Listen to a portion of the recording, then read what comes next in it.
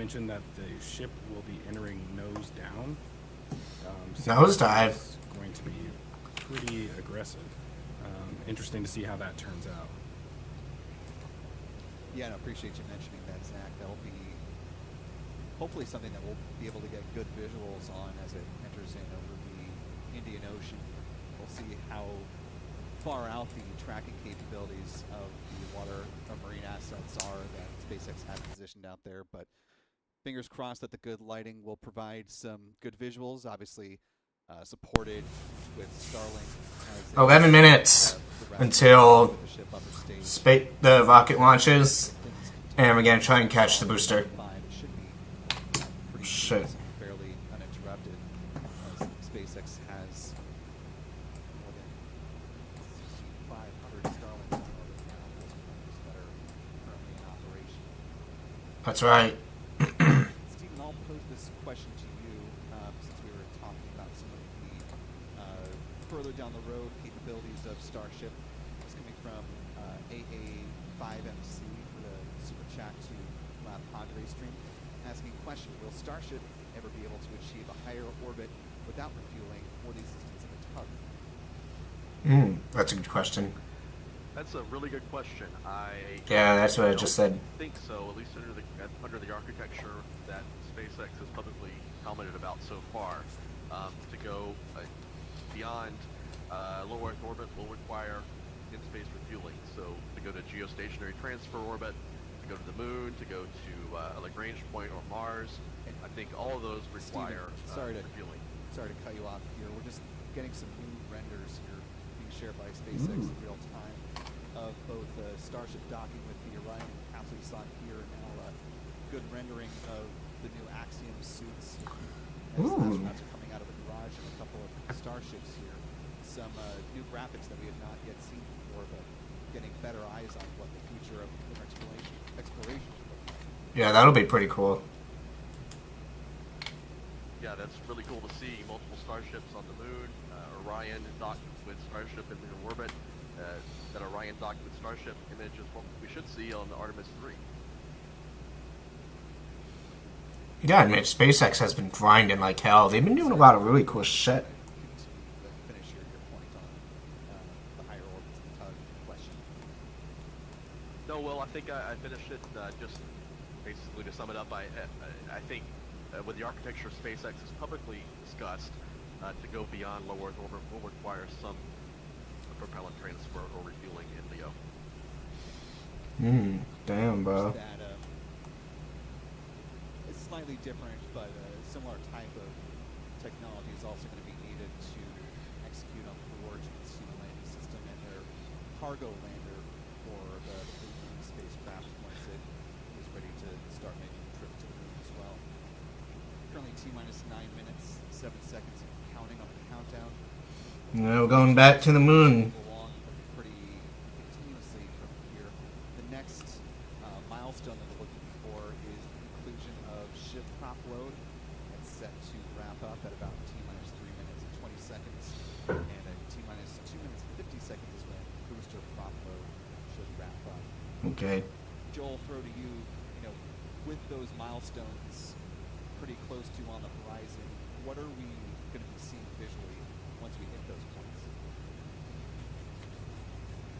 Yeah, as prop load completes here, we will start to see venting from the ground infrastructure again, from the bottom of the booster quick disconnect and from the tower, as SpaceX works to empty the propellant out of those lines ahead of launch.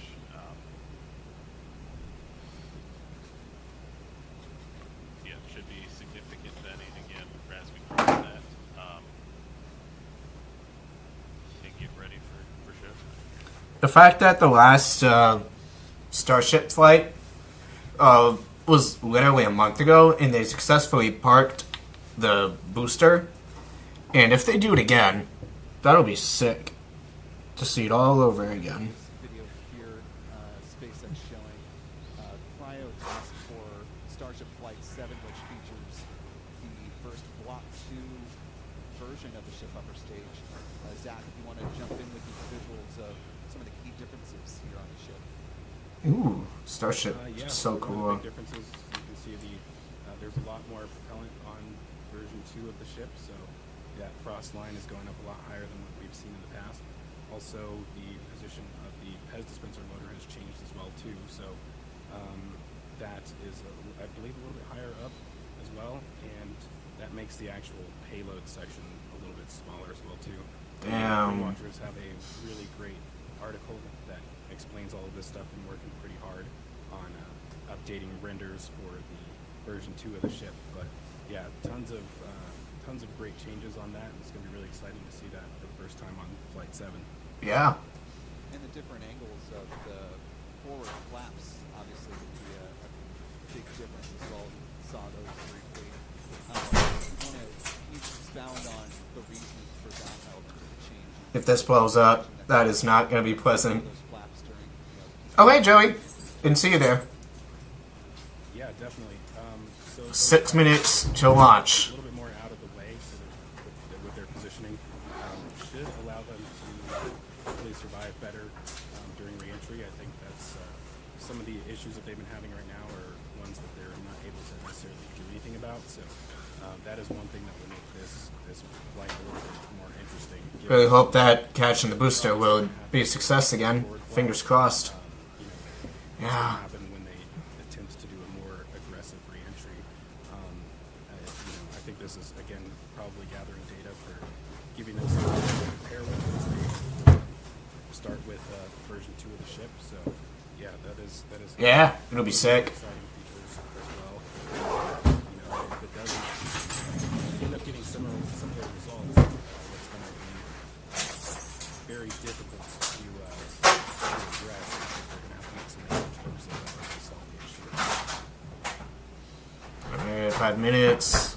Why can't 5 minutes come any faster? Oh well, gotta be patient. That's okay.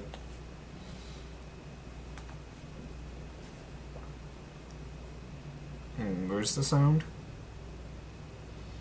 Okay, here we go. Thought the stream, like, crashed. That would suck.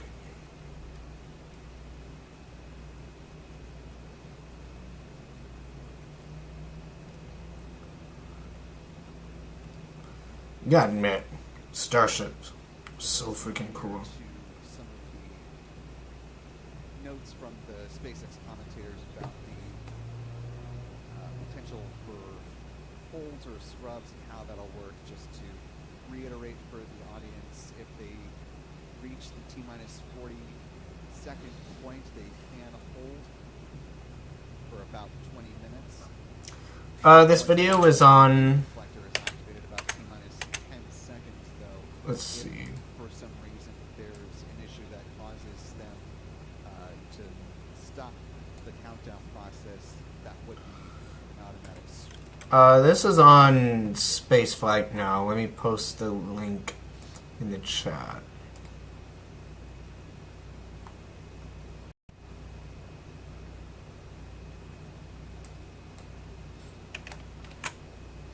There you go. rub.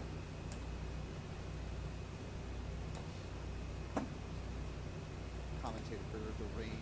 There we go. How the vehicle all 3 minutes. green port will lift off here in the next few minutes. Want to listen to SpaceX's Dan Hewitt for just a quick update here. So we should be done with our prop load on ship momentarily, and about 30 seconds later we'll close out on booster. Our flight control team on board, or in the building just behind me, not on board, some of them might wish they were on board. Flight control team in the building behind me, they're going to have a lot of work to do right after we lift off, as we still have a lot of manual checks that happen on the tower prior to the flight. Yeah, no problem. It's going to be Tristan Pierce again today, giving a Wow, manual microphone is so loud. booster back to the launch site. And the tower did just incredibly well on the last flight. We didn't lose any of our required redundancy for a catch, so we're hoping to see that again today.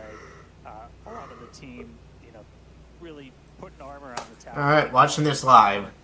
Played a huge role in making that catch possible. The last time I saw the last launch, it was on And of TikTok and course, YouTube. payload parts of space. But here it is live. Banana, it's Wish I saw the very last one live secure, because but that's really I cool. assure you it does have some room to float around. So once we're in a zero gravity environment, we should see our first Starship zero gravity indicator putting on a little bit of a show.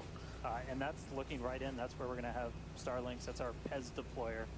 So getting its ride to space. So coming up in about 2.5 minutes, we are closing out on all of our prop load. Yep, just heard that our fill drains are starting to close, so that means we're no longer going to be flowing propellant into the booster and the ship. We're going to do what's called pushbacks. So all of that propellant in the ground systems is going to get pushed back to the tanks, clear out everything around the pad right before we light those 33 engines and take off. 1 minute. Just quick reminder. Yo, Jonathan, what's going on? At the bottom, you're going to see the deflector started about 10 seconds before launch. Lots of water to help dissipate all that heat. All that Just stuff. watching The SpaceX. engines starting up in 3 different groups, and then about They're gonna try and catch the booster again. should see liftoff. And if they actually catch it, that would be really awesome. 2.5 minutes into the flight, a little bit longer, we'll see hot staging. And Really then hope it we're works. listening really close on those loops to see if we're going to be bringing the booster back for The fact that this is a month after the last booster catch and they're doing this again. 1 month. this once. That's See crazy. if we do it again. We're Just 1 month. Going to do it. It's That's the booster insane. And the tower are looking really good before we attempt to bring it I back. thought this would take another 3 to 5 months, but nope, 1 month. They're doing it again. Any holds on the board right now. So as long as we don't have any last second things, which do happen. All right, flight director. just Okay, here we go. T-minus 1 minute. And again, SpaceX is coming in on a Ooh. slight delay, which is why you heard Okay. that 1 minute. Currently T-minus 30 seconds in real time. Come on. Here we go. 20 seconds. Not holding at the T-minus 40 minute mark per SpaceX speed. 15 seconds.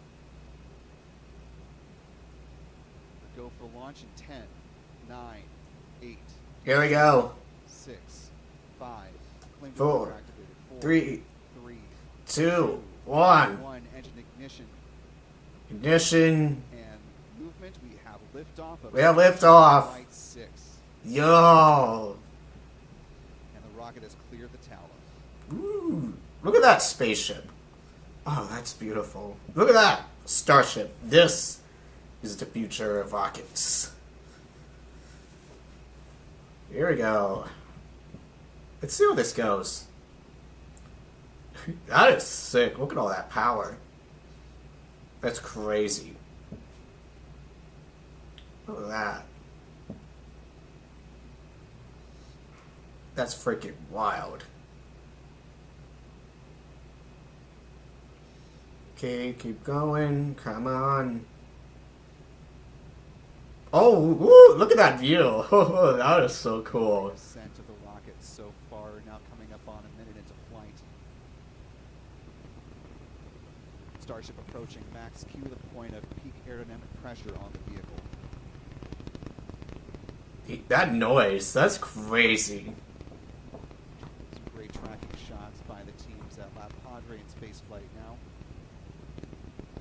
I just hope it doesn't blow up. Come on, please don't blow up. Come on. Don't blow up on me. Got this. Come on. Call for max Q. Come on. Coming upon a few different events in fairly rapid succession, we'll see for the super heavy booster Miko, which in this case is most engines cut off, then the hot staging, stage separation, then the super heavy boost back burn will start at about T plus 2 minutes and 44 seconds. Come on. Come on. Keep going. Oh, yeah. Yeah, absolutely. Good Look flight so how far, tight- all 33 Raptors on the booster, Look how tiny it is. continuing a good burn so far. Less than 30 seconds to Miko.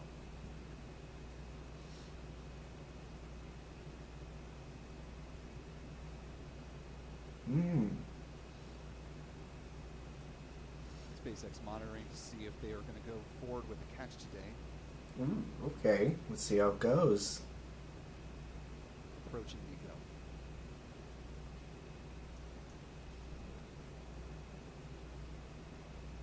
Ooh. We'll see Okay. if we go there. Hot Oh, stage. damn.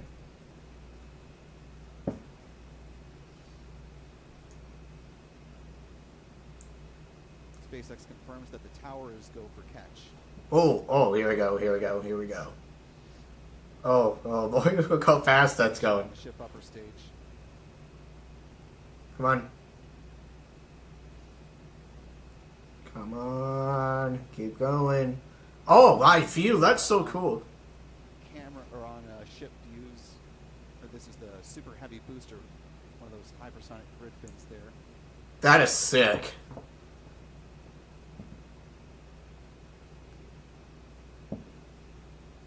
Even I'm not sure what I'm looking at.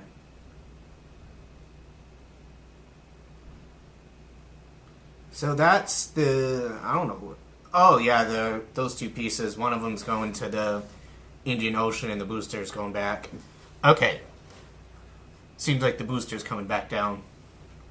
I think I don't really know what it is. What it is I'm looking at. Dude, that's Now, crazy. 4 minutes into flight. Boost burn shutdown has occurred.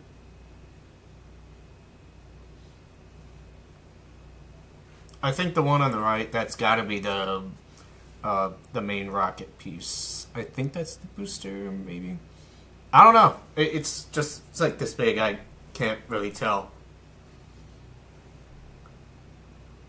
I think that's. Booster has been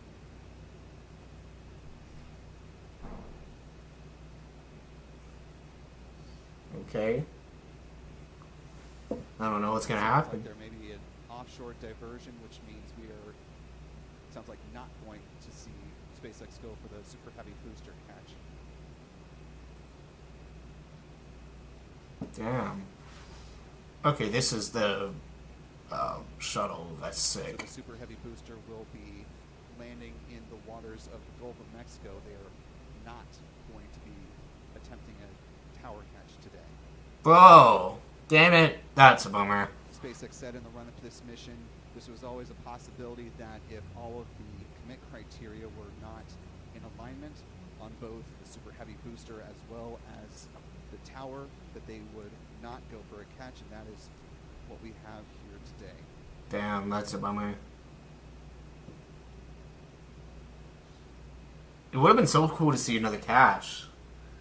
But I guess maybe there's some alignment problems. Track the super heavy booster as it makes its descent. That little white dot at the base of the box on the right hand side of your screen, that is the hot stage ring that was jettisoned. Now T plus 5 minutes 41 seconds into the count.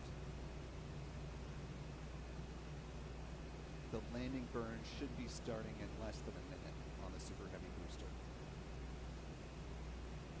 I'm doing good. How are you?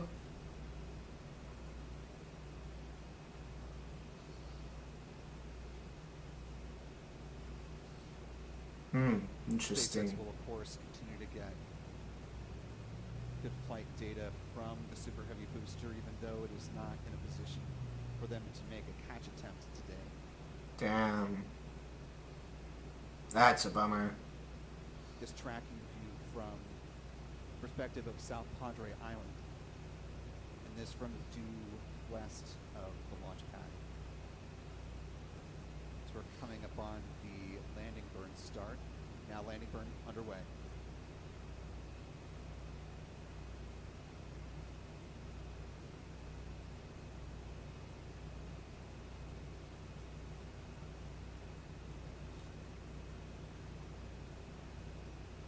So that's the booster on the Down left. in the Gulf of Mexico of the Super Heavy booster B-13. The best thing to do is land it in the ocean. And the booster has exploded on the water. Damn. I'm still trying to figure out what's on the left. Oh, yeah. Oh, man. Well, that's a bummer. So for those joining once again, SpaceX waved off a catch attempt of a Super Heavy booster, instead opting to have a water splashdown instead. As you can see, the ship upper stage still continuing on with its flight, though, now T plus 7 minutes 41 seconds in real time, 7:29 on the SpaceX feed. Damn. The next milestone that we're tracking here is actually an important test that's coming up in just about 30 minutes. Will be the ignition of a Raptor engine. You gotta admit, this view is so cool.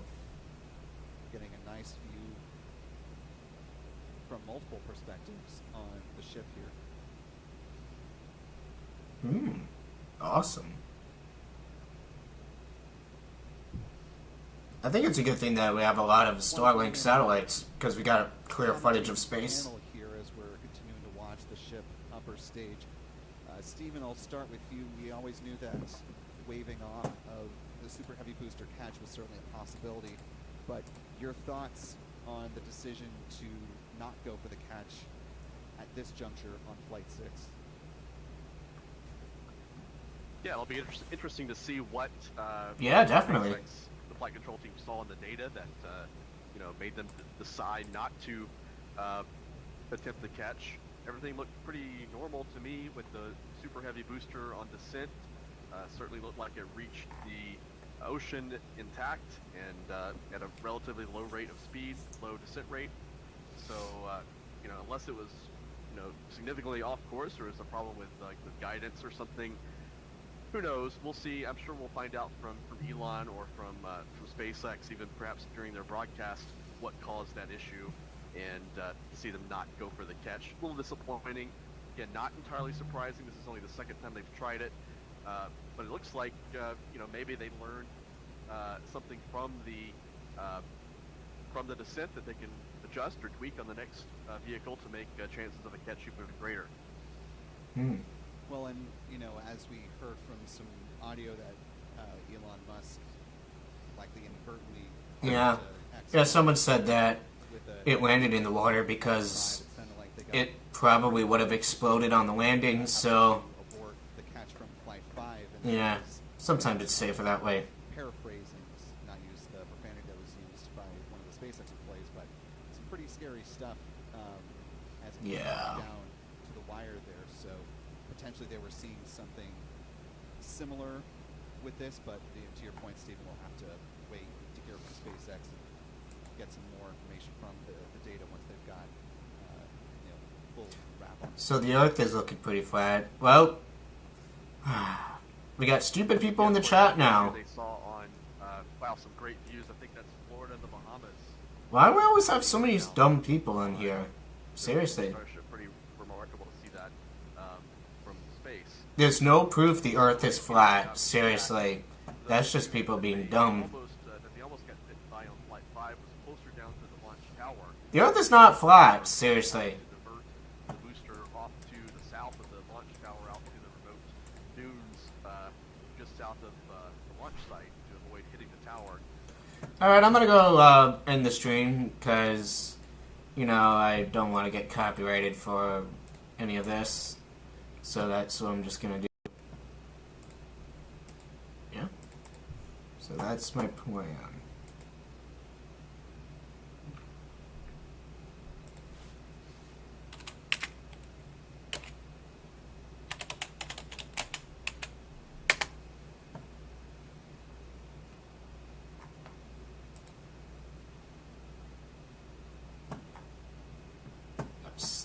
Where's the chat? Oh, there it is. Awesome.